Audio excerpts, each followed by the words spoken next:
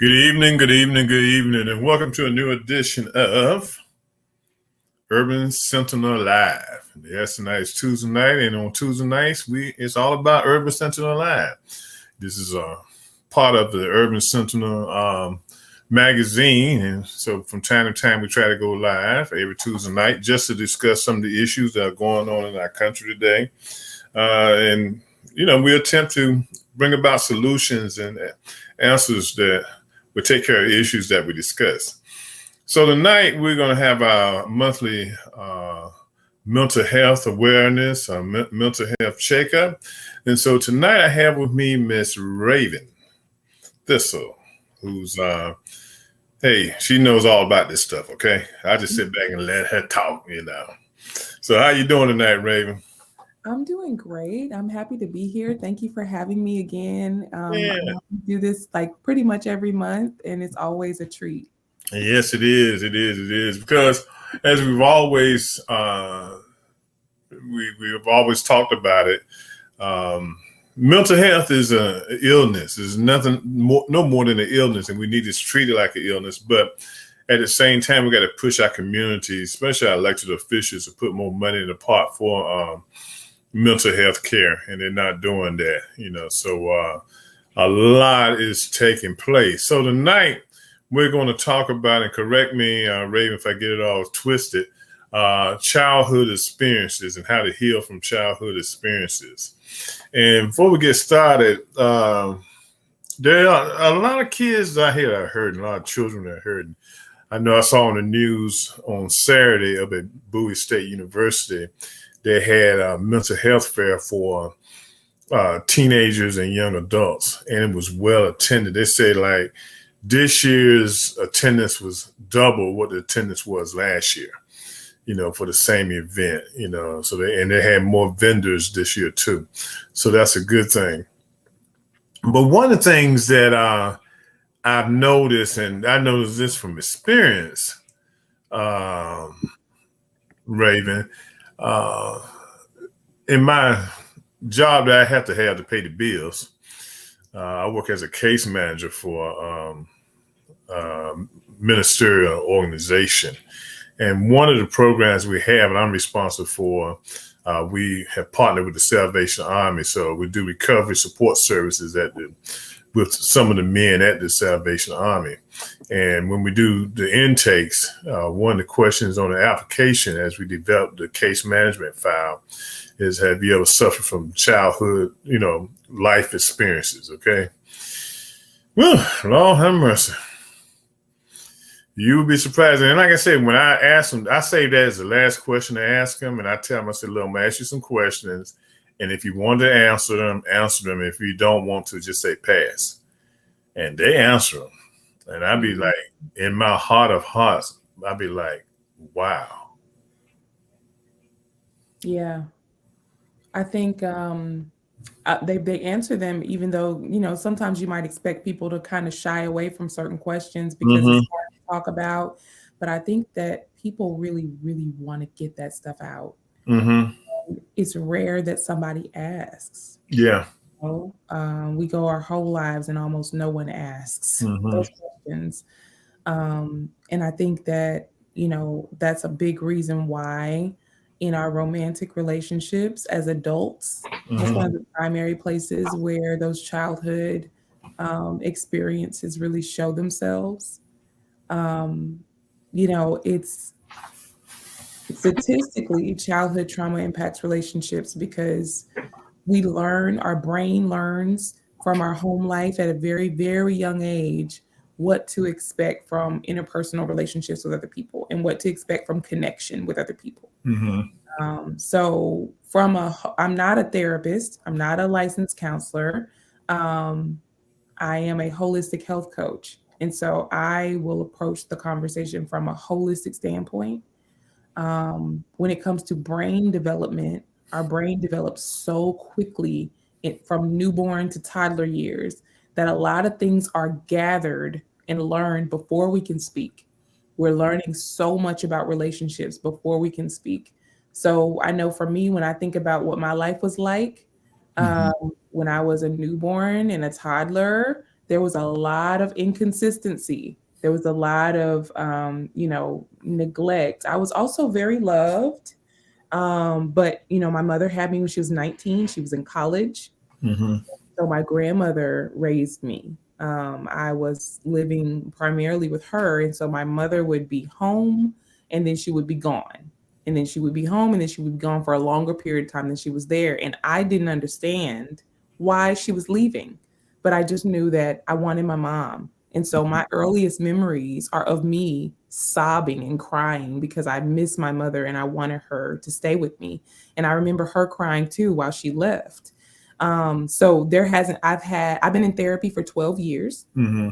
I have not had a single therapist where that didn't make me emotional to this day to talk about. Mm-hmm. So that's a very early abandonment wound. And so the way that the abandonment wound might come out in your adult relationships is you may have a fear that people will always leave you or an expectation that people always leave you. And that may create, it can fall on different ends of a spectrum. Maybe you withdraw and because you expect everybody to leave you, you just naturally clam up in situations and you pull yourself out to sort of emotionally leave them before they can leave you. Or maybe you become really clingy and you just, you cling to people and you just please don't leave me type of energy. You're anxious about being abandoned. So there's different ways that it can play out. And it has a lot to do with your fight or flight or fawn or freeze response when Mm-hmm. you're little. We talk about fight or flight, but there's actually 4. It's not just 2. You can have the fight response where you're like, you get angry, you get aggressive, and you're like, I'm going to tackle this head on in the moment. You have your flight response, which is I'm running away, I'm fleeing, I'm not dealing with this, I'm shutting down, I'm withdrawing, even if it's just emotionally. Mm-hmm. And then you have your freeze response, which is to be paralyzed and do nothing. Like, let me just do nothing, play dead, bear in the woods. Mm-hmm. And then you have your fawn response, which I believe, and I don't know the statistics on this, but I think this is so common. And that's the one where we try to appease people. We try to just make everybody feel good. We say the right things. And, a lot of times that's a really important coping skill and survival skill when you're a little kid, Mm-hmm. because the people in your life who are sometimes causing you the harm and trauma are the same people who you depend on to eat. So you have to kind of play the game with these people from a young age, even if they love you and they mean well. You have to play the game with them so that you can survive. Um, and so these are things that we learn in our childhood that we carry throughout our adult life. And sometimes they may change. When I was very, very young, it was a fawn response for me. I wanted to make everybody happy and feel comfortable and make people laugh and smile so they would like me and I felt safe. But then as I got older, that wasn't working when I was being bullied in school. So I learned a fight response. And then I kept that fight response for quite a while. Mm-hmm. And then I I got into religion and I felt like my fight response was just evil and wrong and dark. I didn't understand the clinical aspect of it. So what I began to do was freeze. Sorry, my devices are all ringing. I started to freeze because I didn't want to do the wrong thing. I didn't want to say the wrong thing, so I would say nothing. Like I would just, freeze and shut down. And then there's I did and flight.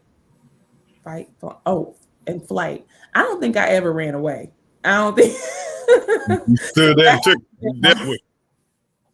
that hasn't been me. But some people do. So I think it's worth assessing what has been my pattern. What did I learn would keep me safe in relationships with other people? And maybe did I learn that I can depend on others, or did I learn that others are not dependable? Like, ask those questions so that you can understand how you're relating to other people now and why. And one of the things I've noticed dealing with the men that I deal with, and I thought about what you said, and I'm thinking about what you said. We ask questions in certain settings, like that's a controlled setting that we're trying to help men you know, get away from that demons of alcohol and drug addiction. And we ask these questions to try to figure out, what's going on with them. Do they need additional counseling? And so we can recommend them for additional counseling. But this is just a small percentage of the male population. Okay. Think about the vast number of men that are walking around with that have experienced adverse childhood experiences and haven't done anything to take care of themselves. Nobody has asked them if they've ever experienced childhood, experienced adversity in their childhood. Nobody has asked them that. The only reason these men are being asked is because they're in a controlled environment where we're trying to provide services.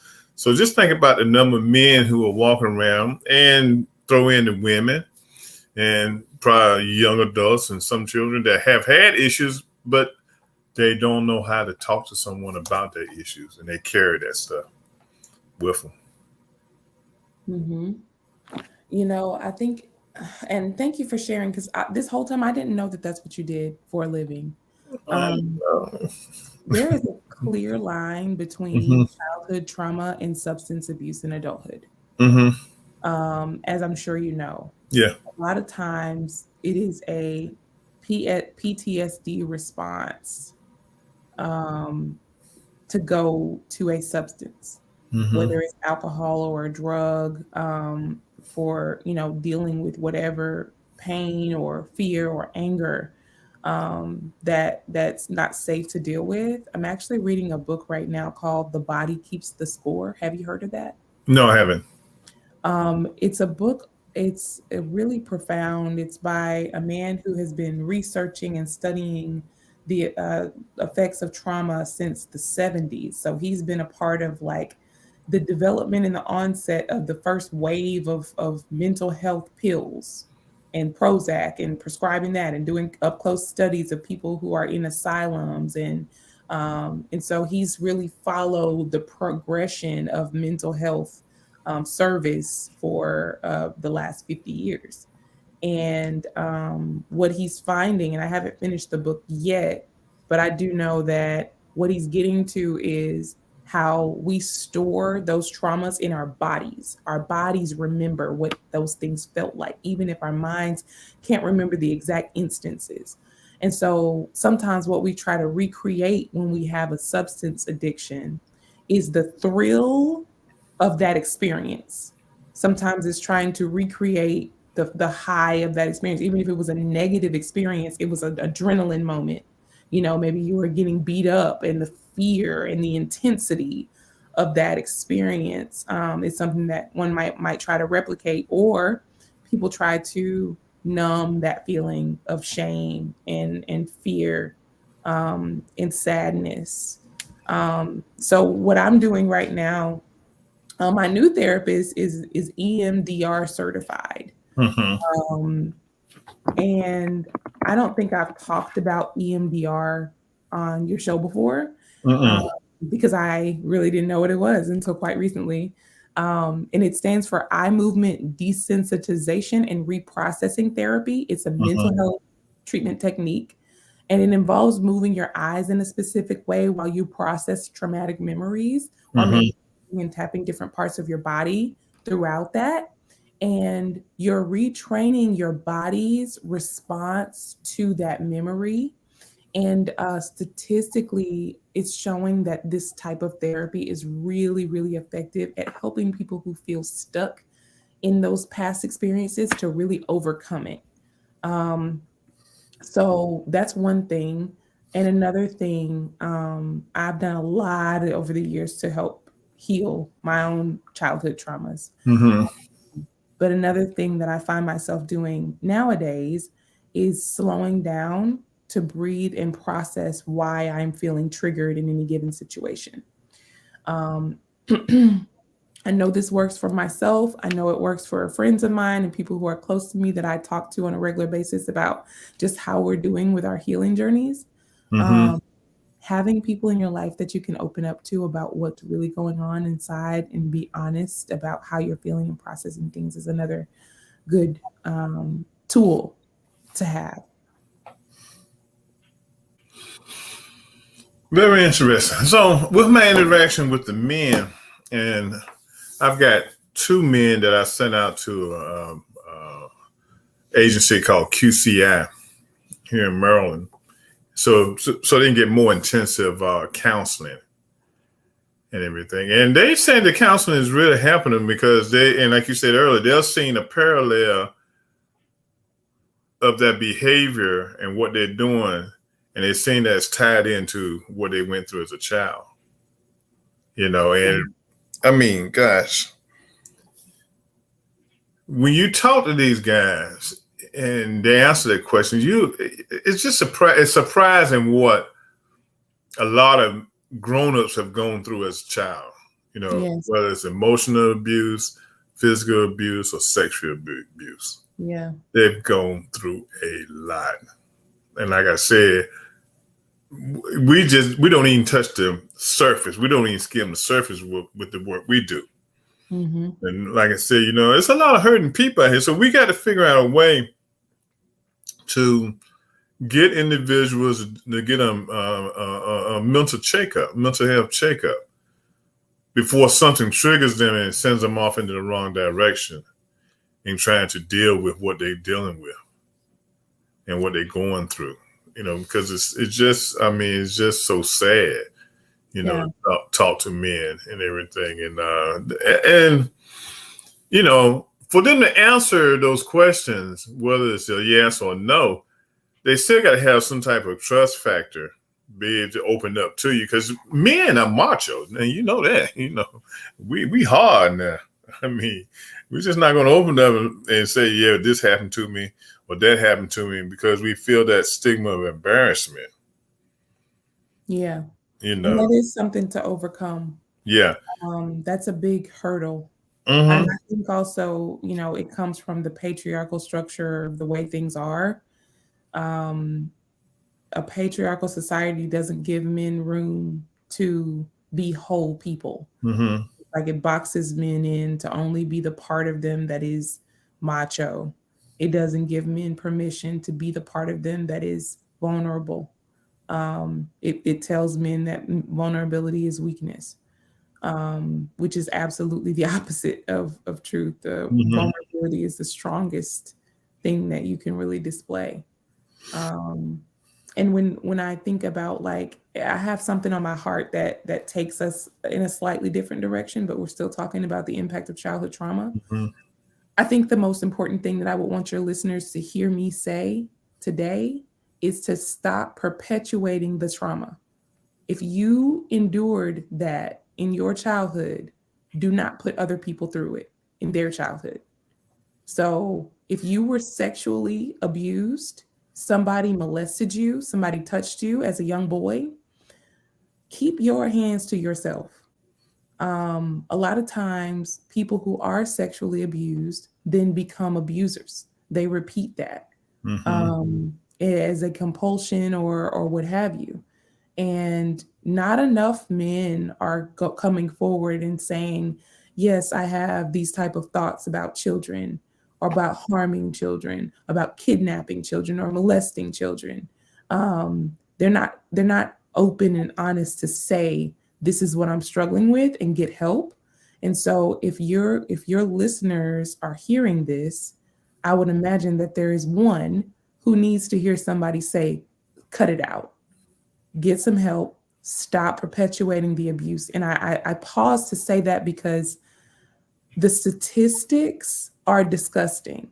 The statistics about incest and molestation and the rates, 1 in 3 women,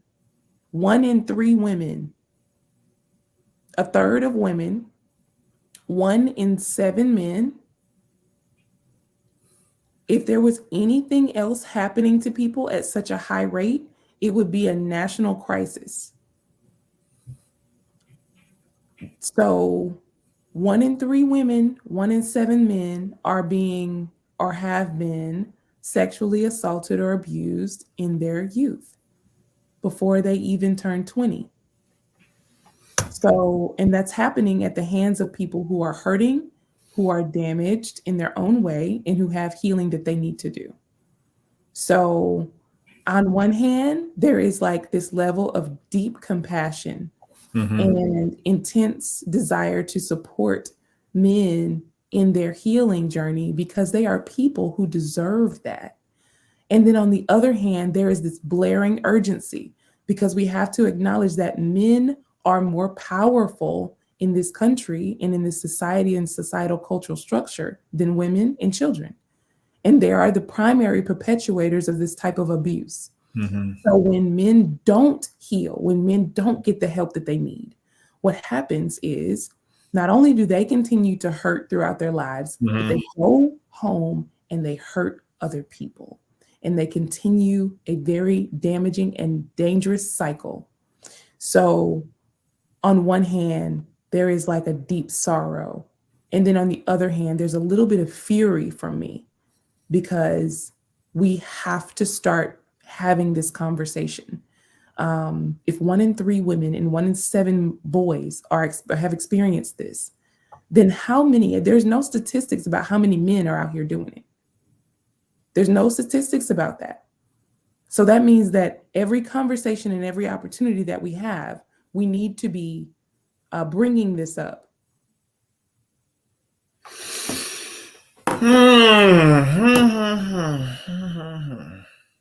I wonder how many of the men that you meet with in counsel are guilty of these things. That would be a good question. That would be a good question. I tell you, I really don't want to know because I'd probably be very, very surprised if I knew. You know, I'd be very surprised if I knew. This is the aspect of mental health that people are not talking about. Right. And it needs to come to the forefront of conversations like this one. And you make a valid point there because every time you see or hear a conversation on TV about mental health, you don't hear anything about adverse childhood experiences. You know, what did you experience as a child?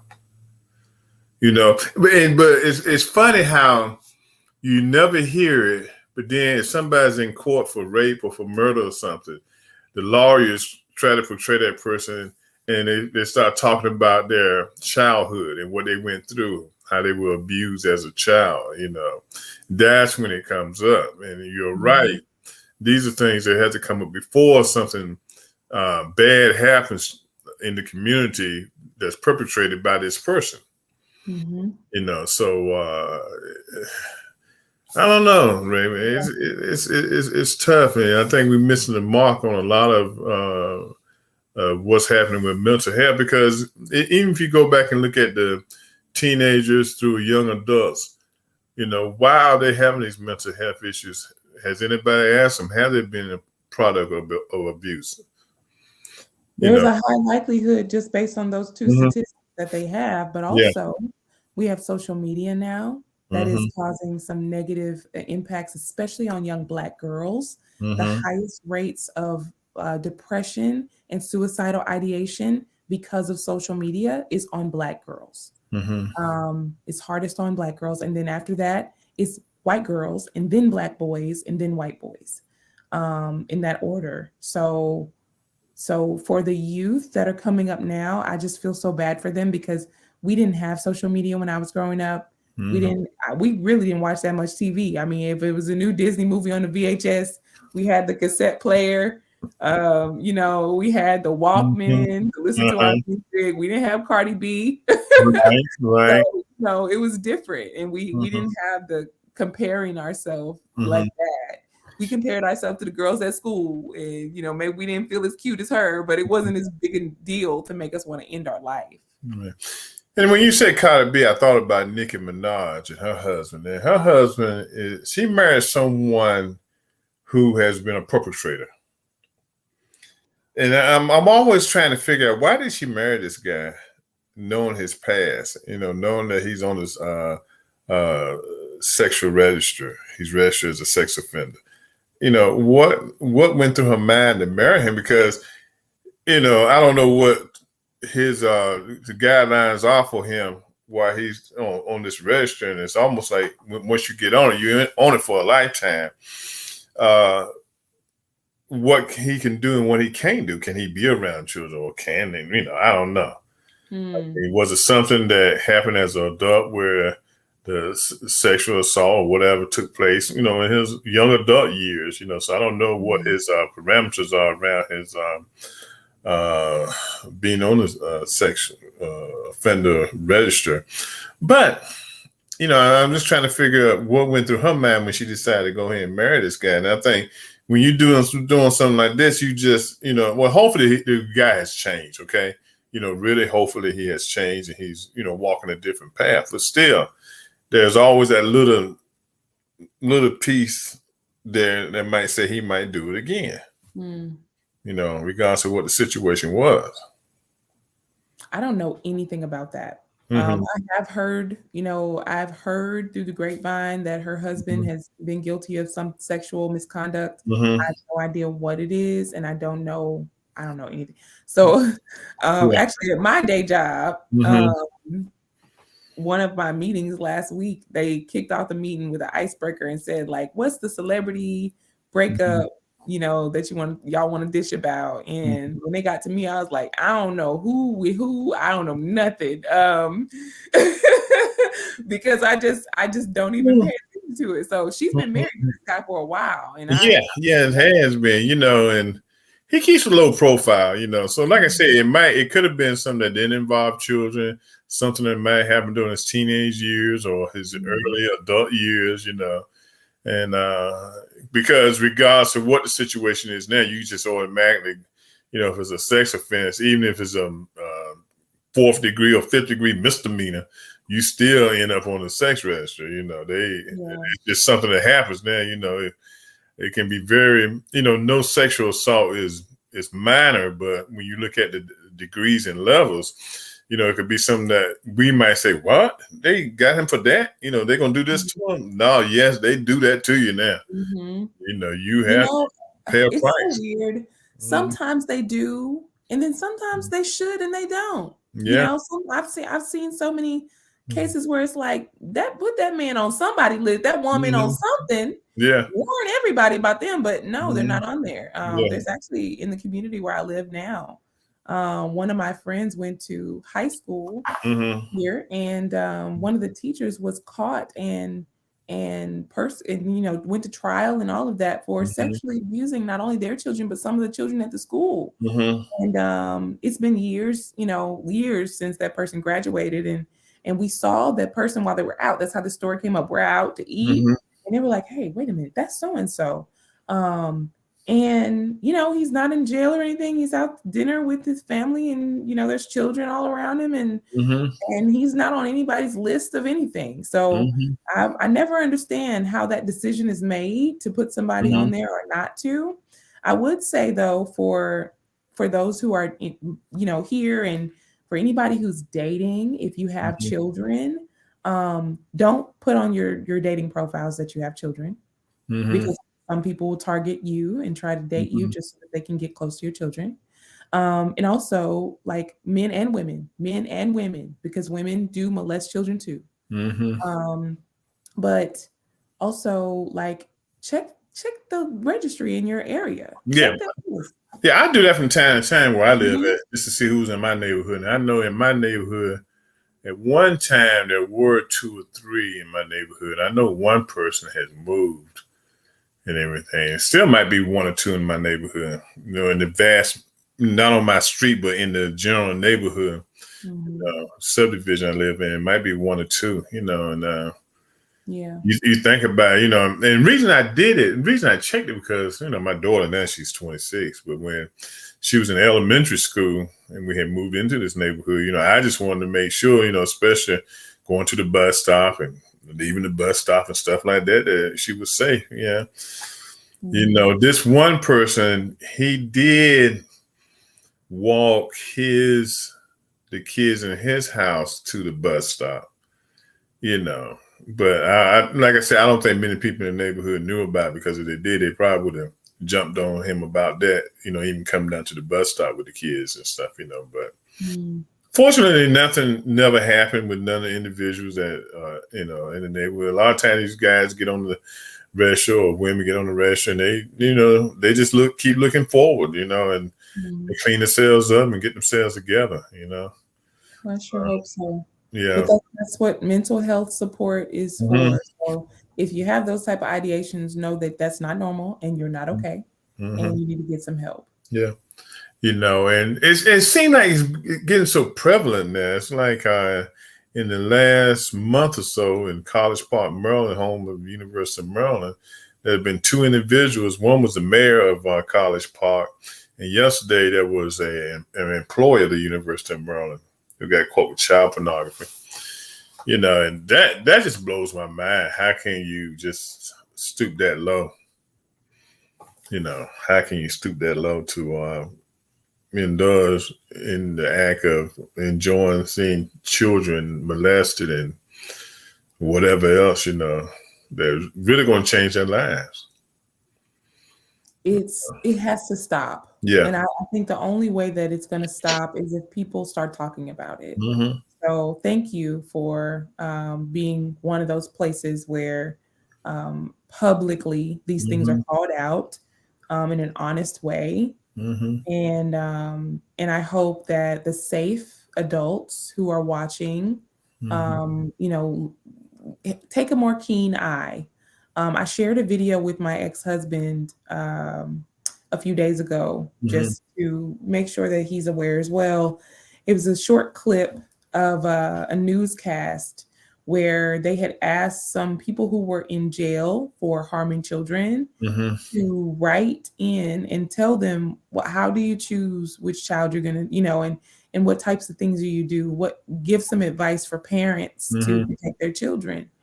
And this one man, he's in there for multiple life sentences for what he's done. Mm-hmm. And he said that there's two very important things that he always did. And the Mm-hmm. main one is to make sure that the parents and adults in the child life felt comfortable with him being alone with the child. Mm-hmm. They making sure that they felt completely safe with the child being alone with him. The child felt that it was normal for them to be alone with their children. And also, he said the second thing was that he would normalize touching, safe touching in front of the parents so that the Mm-hmm. child felt like it was okay for them to touch Mm-hmm. when they were alone. So those were the two things he always did with all of his victims, and he wrote that into a letter. Mm-hmm. And so I shared that with my ex-husband because sometimes my children are with their dad, and I know he's a safe adult, but Mm-hmm. I don't know who he had my kids around, and if he might Right. be comfortable with Uncle so and so, or this is my friend, whatever. So I've taught my children from a young age, and I would recommend everybody, if you have children, teach your children that boundaries are okay. It's okay Mm-hmm. for them to say, "I don't want to hug grandma," or it's okay for them to say, I didn't like, I didn't like what happened." Give Mm-hmm. them a platform to feel comfortable speaking out and sharing what they feel with any adult. And with the way we were raised, sometimes the older people might say they're being disrespectful, uh, Mm-hmm. but really what they're doing is they're learning that it's okay for them to have a boundary with an adult. Another thing, my children are not allowed to keep any secrets from me whatsoever. The only type of secret that they can keep from me is if there's a surprise birthday party being thrown for me. And they are well aware of that. So they're comfortable to come and tell me anything. Sometimes it's overshare and I don't want to know all that. But, Mm-hmm. so give your children license to speak up, and also believe them. If your children tell you something has happened, believe your children. Otherwise, you definitely will be scarring them. Now, if it turns out that your children were wrong, handle that on the back end. Mm-hmm. But the worst stories to me are when somebody tells that they tried to tell their mom that stepdad was abusive and she didn't believe them or whatever. That is the biggest failure to me, as a parent, and the type of damage that it creates in the child is no longer just dealing with the sexual abuse, but also now dealing with the fact that they felt helpless. because nobody that they told helped them. Mm-hmm. Now, one of our viewers, E-Ritual, the question he asks is, how are parents able to protect their children? And that's the $1 million question. How do parents protect their children from predators, whether they be friends of the family or relatives of the family? What can parents do to protect their children? That's a great question. So, the two things that I shared about making sure that they feel comfortable coming and talking to you about things that are happening and making sure that they have permission to set boundaries for their own body, those are two things. I would also say, based on that letter, and also my spidey senses, Mm-hmm. be aware of anybody who wants to spend time alone with your kids. Why does it have to be alone? It's okay if they want to visit grandpa, we want to visit uncle, whatever, or auntie, whoever. But why do you want me to send my children to you like without me? Mm-hmm. So just be alert, have your antennas up for stuff like Mm-hmm. that. And also observe, how do my children act around this person? Are they touching? Do they Mm-hmm. feel like they should, go off and, and how do they act afterward? Um, After they leave from there, are they happy and perky? Are they sad? Um, are they, and ask them. I ask my children outright, did so and so have some alone time with you? Mm-hmm. Anybody, I will ask them, but we have that type of relationships. Right. So build a relationship with your children where you can have open conversations. Accept also that you won't always be around. Like, you have to accept that to a degree, you can only do so much to protect them. You can help by preparing them to protect themselves and be alert. I actually had a conversation with my kids a couple of weeks ago where I explained to them um, that there are safe adults and unsafe adults. And I explained to them that sometimes unsafe adults look and act and sound like safe adults. Mm-hmm. And I explained to them the difference. And it's like, you can either choose to take away a little bit of their innocence by warning them and preparing them, or you can let somebody else come and take all of it. Mm-hmm. Mark says that part of the problem is that one of the largest industries is probably majority underage storylines. Folks use that as part of their everyday relationship journeys, but don't think of that consequence. Can't stop that industry, but it needs to clean up. Then he goes on to say some churches have also had an issue with this as well. It's not just schools, and it's very true. And and I think another thing that's caused it too, because I look at the commercials, and you've probably seen this commercial where with skin issues, where they have the little girls. One little girl is a dancer, and one little girl plays soccer, and they say they're not going to let the eczema, I probably pronounce it wrong, keep them from doing it. But my thing is, the girl has a lot of makeup on. I mean, and I think that's something. I think we tend to push these younger girls out into in the public eye with makeup on too young. Okay, it's all right to play with it at home, but I don't care if you have a recital, dance recital, or something. Is it necessary to put makeup on a young lady when she's 10 and 11 years old? Honestly. Okay, so this is where I'm going to call out like an outdated narrative, and I'm going to explain where it came from and how we reverse it. So the fact of the matter and the bottom line is, if a 10-year-old girl has on a full face of makeup and she is butt ass naked in a man's bedroom, if that man is not a child predator, he will not be aroused by that. And if a grown woman has her boobs all out over the place and her ass is shaking when she walked by or whatever, if that man is a respectful man, he will respect her the same way that he respects a fully clothed nun.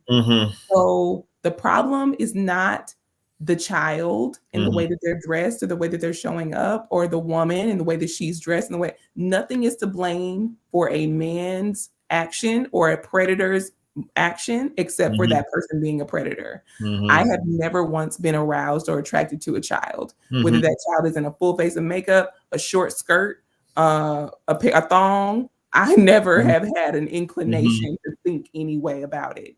So I think, and now let's do a little history.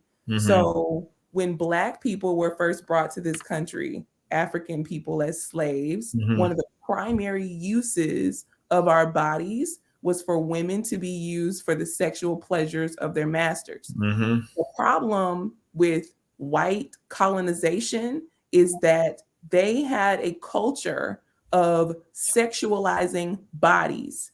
We did not have a culture of sexualizing bodies. Native Americans did not have a culture of sexualizing bodies. These are people who were largely nude, and they had a rate of 0 raping and 0 child molestation. It was not done. It was not a part of their culture. These are naked people walking and living together.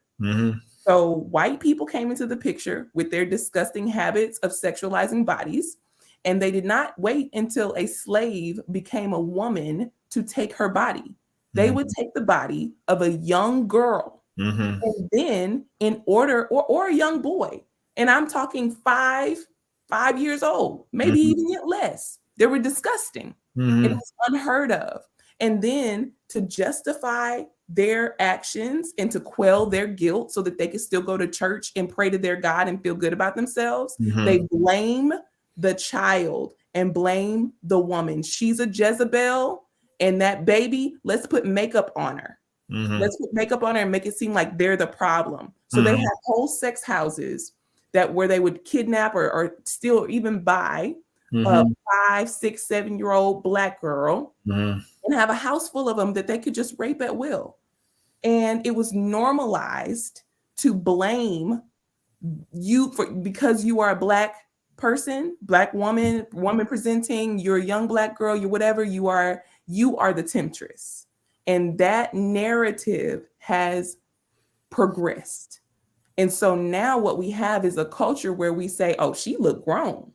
Why is she trying to look grown? Why is she trying to look so grown? She must be in the assumption, the back of the mind thing is if a woman is showing her body or a young girl has a cut, a midriff shirt, she's looking too grown. When I was growing up, I couldn't have red nail polish or, obviously I wasn't allowed to wear makeup, right? But, stuff like that. And so that's rooted in this ancient ideology around victim blaming. When it comes down to it, nobody should be looking at a child and thinking anything other than that's a child, whether it's a child with red lipstick and red nails or what, it's a child. White girls, white people, it's not the same. You know what I mean? It's a different, it's looked at differently. I wasn't allowed to wear my hair just straight down to school because that was too grown. But the white girl sitting next to me, she had her hair straight down every day. It wasn't grown. It was nothing grown about it. What my family was trying to do is what Black families have been doing for centuries, protecting Black girls, trying their best to protect these Black girls from being raped by white men on the way to school. So how can I make her look more like she's too young? She's too young. I got to cover her body up and try to just make it look like, okay, let's put pigtails and let's do all of that is a desperate attempt to try to prevent the sexualization of our bodies. But it's already ingrained in the culture. Well, so how do we change the culture? We change the culture by every single time these things come in conversation, we correct it. Every little time. Well, she look grown. No, what it is there's pedophiles out here and you know it. And instead of talking to your friends about and asking your friends, hey, have you ever touched a child? That's awkward, right? Like you're watching a game with your boys. Which one of y'all in here is molesting kids? That's who will do that. You've never seen anybody do that. But you have seen people say, why is she always dressing like that? No. So instead of confronting the predators, we blame the prey. Well, I must be old school then. I guess I'm just in the business of protecting it. It's two sides of protecting, like having you look nice. That's cute. But also the other side of protecting is asking your friends and brothers and cousins and neighbors and clients and pastors, is confronting the men in your life. That's protecting. Because it doesn't matter. Like women who dress in burqas get raped. Yeah. Children who dress like children. I was dressed as a child, raped. So it doesn't matter. You can dress, you can do what, it doesn't matter. You will be attacked if someone wants to attack you. So the real way to protect women and children is to confront men. Be like, you better, it's crazy out here. Because so much stuff plays into mental health. And like I said, this is one of the issues that we're not discussing with mental health awareness is, like I said, again, adverse childhood experiences. And we need to dig down because I'll be honest with you, Raven, I wouldn't be surprised almost 50% of the issues that our young adults and young kids are having is stemming from that. Unless they're speaking up on it. If they're not speaking up on it and it's kept, because talking about history, coming from the country, and I'm from country myself, and it probably happened in the cities also, that it was taboo to even talk about a situation like that. If you knew something or someone was going through this type of situation, okay? Child, you need to mind your own business, okay? Yep. We can't take care of them over there in the next house, okay? You got to mind your own business. And your parent knows good and daggone well what's going on over there. Yep. Okay. And even in some families, they know who the molesters are, and they protect them. Oh, that's just how he is. Don't worry about that. We don't want to send nobody to jail. Yeah, and that has really hurt us as a community because, like you said, what is done is just keeps it going to another generation, to another generation, to another generation because no one would stop it. So it's very scary. So yeah, we still got a lot of work to do with of mental health, and this has been a very enlightening subject tonight, and but we still didn't never get to talk about how do we heal. Really quick. I would say if you have childhood stuff that you want to work on, two things. One, I know we always talk about therapy, and people have some people have a negative connotation of therapy, or maybe you feel like you can't afford it. If you feel like you can't afford therapy, or you're not sure if you're ready for therapy, please just type in Raven Thistle on Facebook or Instagram, and either send me a DM or just write on my wall and just let me know. And I can direct you to some people who can help. That's one thing. Two, your resources. The second thing is there is so much content and information on the internet. It's not all good, but it's not all bad either. There are podcasts like the Man Enough podcast that I just started listening to with my significant other. Amazing content, so good for men who want to heal. The second one I would say is also books. There's a lot of books. I mean, a lot of books on mental health and mental wellness.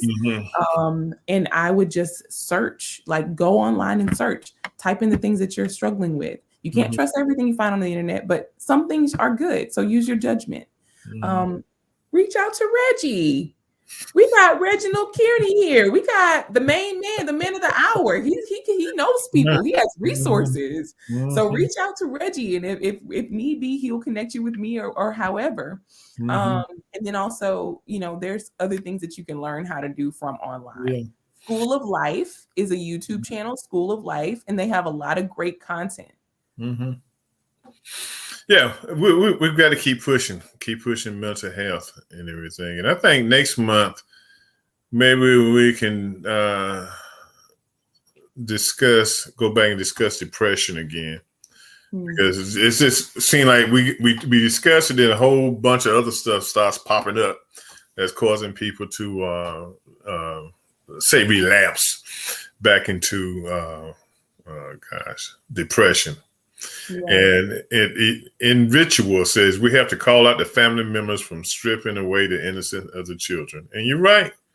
We got to call these family members out. If we know it, hey, turn them over to the authorities. Don't go trying to take matters in your hand, beating them up behind the house and trying to kill them. Just turn them over, just turn them over to the authorities and stuff.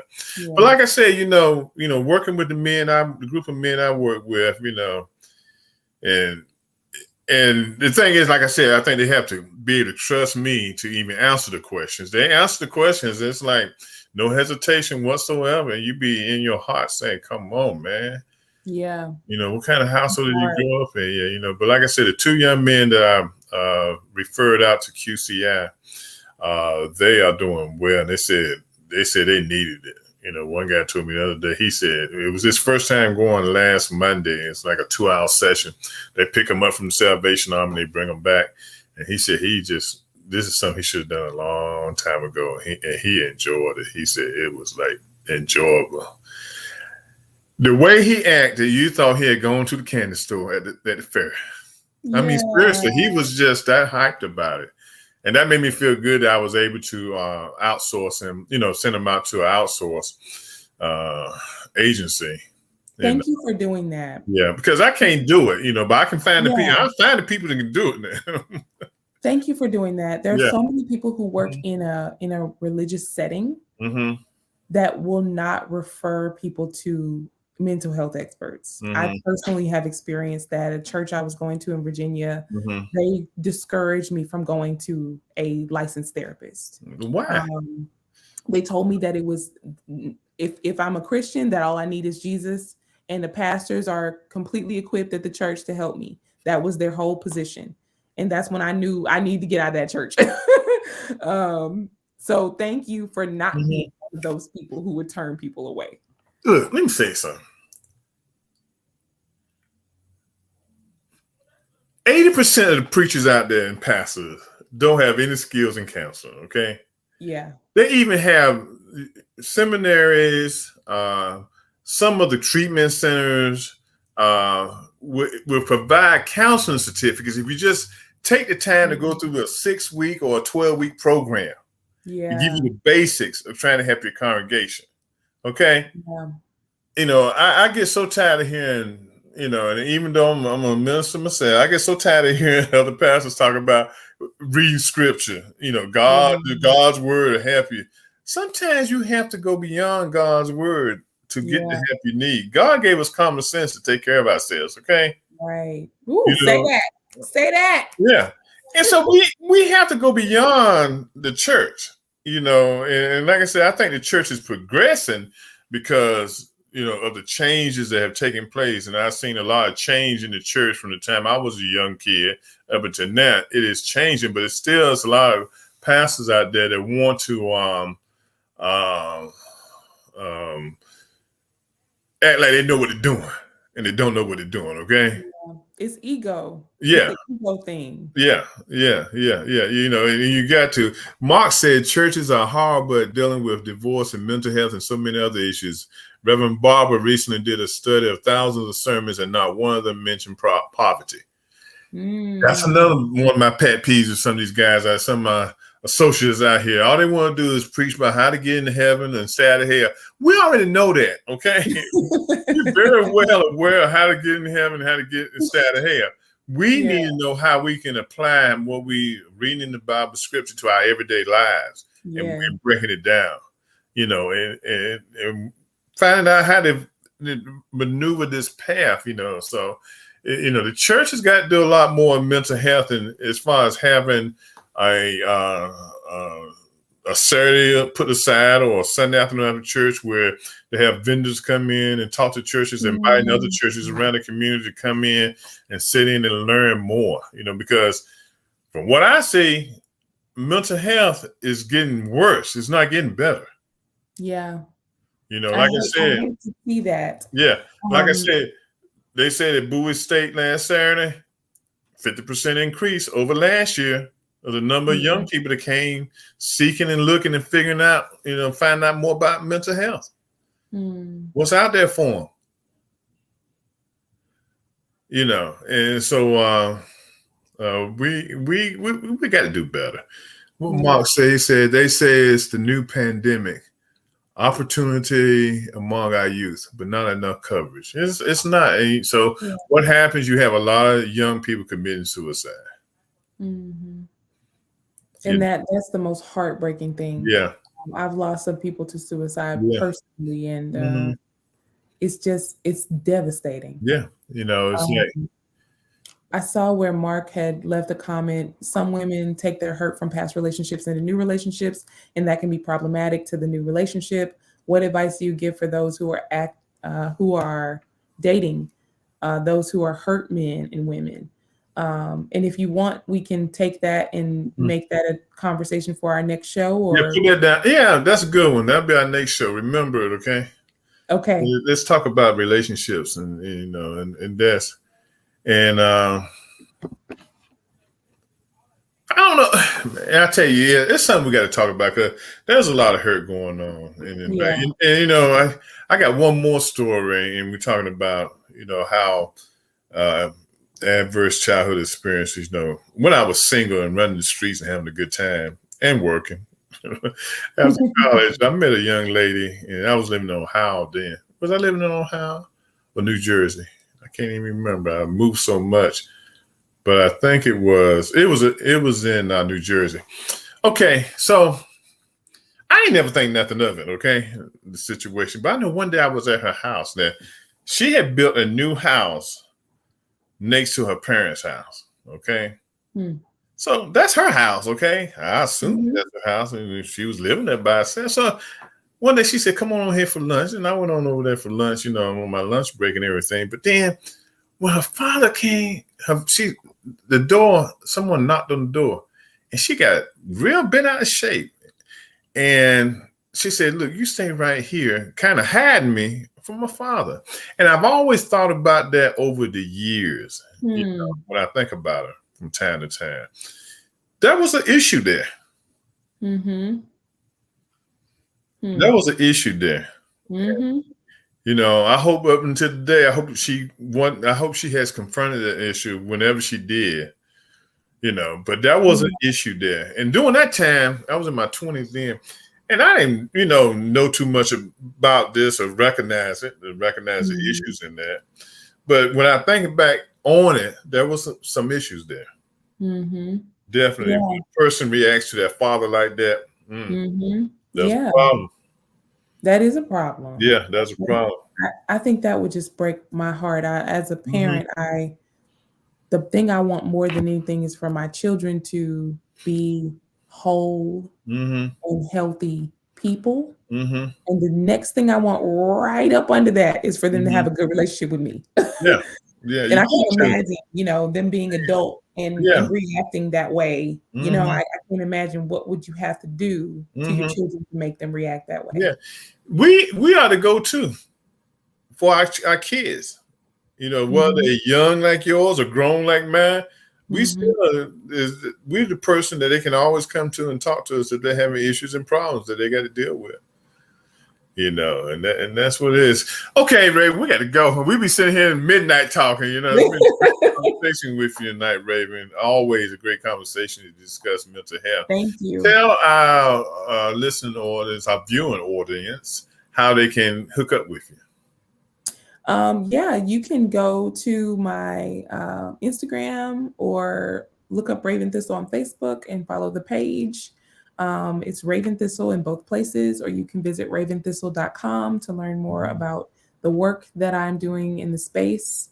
I am happy to refer men to In Ritual, who is commenting a lot on the show. This is my significant other who is a life and Oh, this empowerment, is this is your significant other? my significant other. You Rachel, hey man, what's up? Next time you gonna have to come on the show now. I'm gonna have to start double You booking. should have him on. He Yeah. run for your money. Okay. Okay. He's a spiritual life and empowerment coach for Oh, okay. men and All right. fathers. So Um, yeah. so he is a great resource for men. I don't Okay. coach men one on one, but he Uh-huh. does. Oh, So okay. um, Yeah, I definitely gotta have him on here one night. You know, one Tuesday night. yeah, You know, 'cause we got problems too. I might be up there in age, but I can use a little advice too, you know. I mean, so I can keep kicking it, you know. I'll refer you to. I'll refer you. I'll connect y'all. Okay, good. Yeah, so like I said, this has what's up, man? What's up? Looking forward to having you on the show one Tuesday night. This has been the Urban Sentinel Live show.